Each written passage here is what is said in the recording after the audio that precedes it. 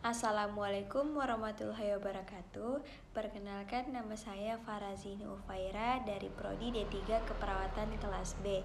Saya akan mempresentasikan hasil jawaban dari UTS Mapel Pelajaran Bahasa Indonesia.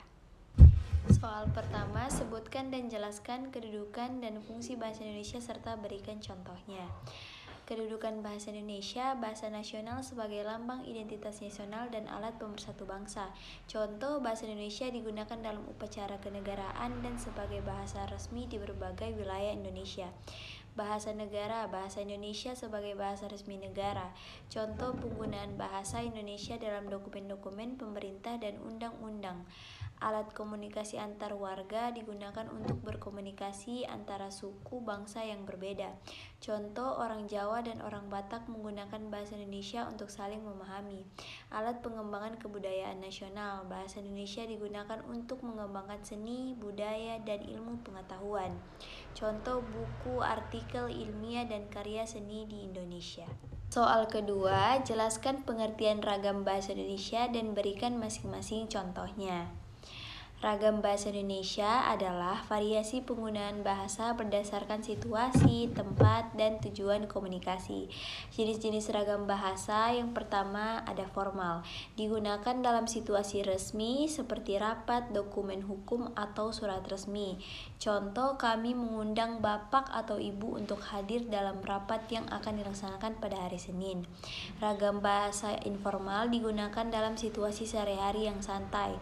Contohnya, kamu mau kemana besok? Yang ketiga, ragam bahasa ilmiah digunakan dalam tulisan atau pembicaraan ilmiah.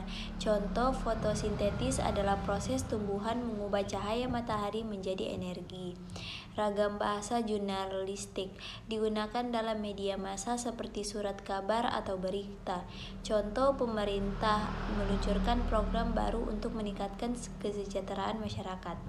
Soal ketiga, jelaskan apa itu ejaan dan tanda baca dan berikan masing-masing contohnya. Ejaan dan tanda baca. Ejaan, cara penulisan kata-kata yang sesuai dengan aturan tata bahasa dan kaidah bahasa tertentu. Contohnya, penggunaan huruf kapital di awali kalimat seperti dalam kalimat Indonesia adalah negara kepulauan. Tanda baca, simbol atau tanda yang digunakan dalam tulisan untuk memperjelas struktur kalimat dan makna. Contoh, penggunaan tanda titik, tanda koma, tanda tanya, dan kalimat seperti apakah kamu sudah makan? Soal keempat, jelaskan pengertian diksi dan berikan contohnya dalam kalimat. Pengertian diksi adalah pilihan kata yang tepat dan sesuai dalam penyampaian suatu gagasan atau perasaan. Contoh dalam kalimat, pengaruh globalisasi sangat signifikan terhadap perkembangan teknologi. Kata signifikan dipilih untuk memberikan kesan yang lebih kuat dan tepat dalam menjelaskan dampak globalisasi.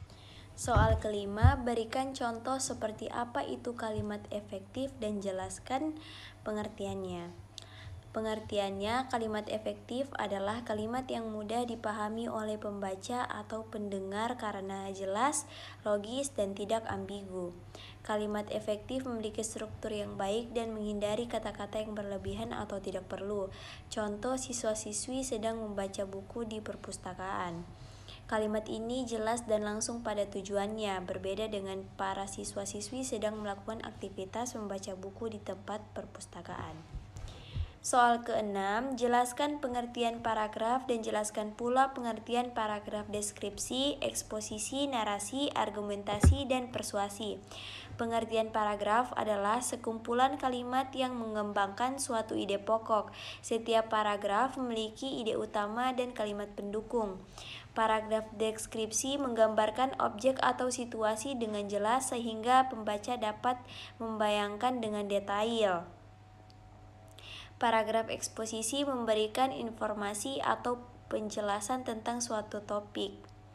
Paragraf narasi mengisahkan suatu peristiwa atau kejadian dengan alur cerita yang jelas. Paragraf argumentasi mengemukakan pendapat atau argumen dengan tujuan meyakinkan pembaca. Paragraf persuasi bertujuan untuk mempengaruhi pembaca agar melakukan atau mempercayai sesuatu.